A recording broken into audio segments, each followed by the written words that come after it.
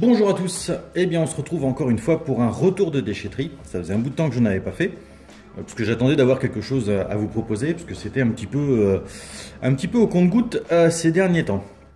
Donc première chose qui n'a rien à voir avec du rétro gaming, mais qui m'intéresse beaucoup, j'ai récupéré deux Samsung Galaxy S5. Alors on voit que les deux sont légèrement différents, celui-ci est usiné comme un iPhone. C'est tout simplement que c'est un modèle américain. C'est un GT900A et celui-ci est un GT900F, donc français américain. Donc les écrans étaient très abîmés mais fonctionnels, donc j'ai commandé deux écrans neufs. J'ai pu les router et changer les ROM pour les mettre à jour, donc ils fonctionnent parfaitement, j'attends juste les écrans. Ils vont me servir surtout pour pouvoir filmer de manière un peu différente mes réparations, parce que je suis un fan des Galaxy S5 et Galaxy S6 Edge précisément. Je filme d'ailleurs tout le temps avec un S6 Edge, et ce que je voudrais c'est pouvoir, pour mieux détailler mes réparations, avoir celui qui filme en ce moment, plus deux autres sur les côtés qui me permettraient de faire des prises d'image, peut-être avec des zooms que je pourrais incorporer sur mes vidéos. Bref, faire quelque chose d'un peu plus pédagogue. Ensuite, j'ai récupéré une mini, on va appeler ça une mini arcade, hein, c'était du Namco. Ça date de 2003. Donc celle-ci ne fonctionne plus. J'ai regardé à l'intérieur, bon évidemment les piles ont coulé. Alors est-ce que c'est le problème, ou est-ce que comme elle ne fonctionnait plus, elle a été stockée avec les piles et du coup elles ont coulé? Pour ça il faudra nettoyer et tester. Une chose un petit peu plus marrante, enfin marrant, j'ai trouvé une PS3, voilà, posée comme ça, complètement à l'arrache.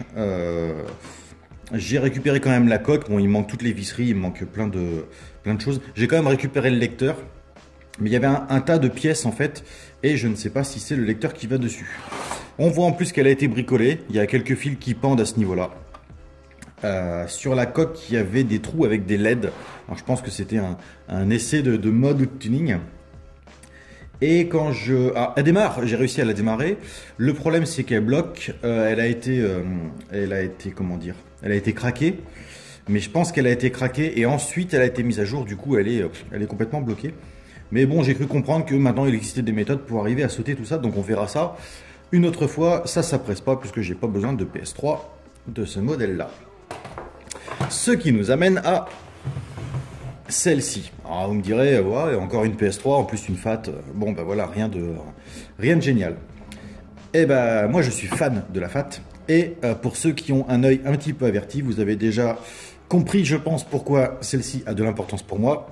Primo, elle est propre, elle n'est pas rayée. Et secondo, voilà. C'est une PS3 première génération, donc les modèles rétro-compatibles.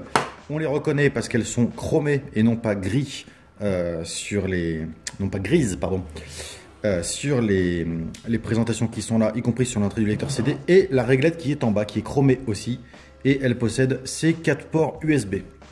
Alors évidemment, comme toutes ces machines de cette époque-là, elle est e-load, c'est-à-dire que quand on la démarre, elle bip et la LED s'allume en jaune. Donc il va falloir réchauffer le GPU pour arriver à rafraîchir les soudures. C'est une opération qui fonctionne, je dirais, dans 90% des cas. Pour exemple, ma PS3, celle que j'utilise actuellement, c'est une console que j'ai récupérée encore une fois dans une poubelle. J'avais réchauffé le GPU pour pouvoir la remettre en route et ça fait 5 ans que ça dure. Par contre, j'en ai fait d'autres où ça a duré 6 mois, 1 an, et des fois 6 jours, voire même moins. Donc, eh bien, on va commencer par faire celle-ci, parce que ça me ferait vraiment plaisir de la remettre en route. En plus, ce ne serait pas une console que j'utiliserais particulièrement, mais ce serait plutôt pour l'expo et la collection, parce que ces modèles-là commencent à être rares. Donc voilà, la prochaine vidéo sera sur la remise en route de cette petite PS3. Et avec un peu de chance, si j'ai reçu mes écrans, je pourrais faire une vidéo avec plusieurs prises de vue. Voilà, je vous remercie d'avoir regardé cette vidéo et je vous dis à très bientôt.